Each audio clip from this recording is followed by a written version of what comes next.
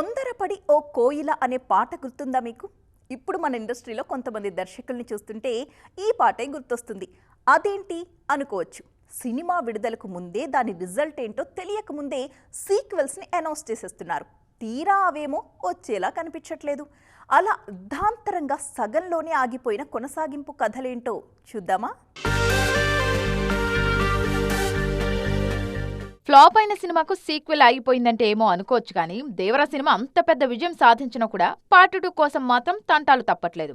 ఉంటుందని మేకర్స్ చెప్తున్నా అక్కడ సిచ్యువేషన్స్ చూస్తుంటే రావడం కష్టమే అని తేలిపోయింది. పైగా కొరటాల ఇప్పుడు బాలయ్య సినిమాతో బిజీ అయిపోయారు.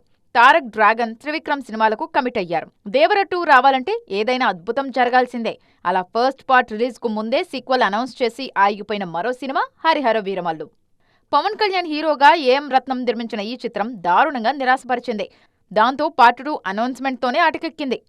ఈ లెక్కన వీరమల్లు సగం అర్థాంతరంగా ఆగిపోయినట్లే.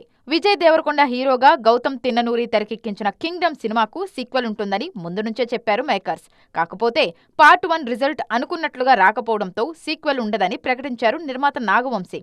ఈ విషయంలో ముందు నుంచే క్లారిటీ మెయింటైన్ చేశారు మేకర్స్.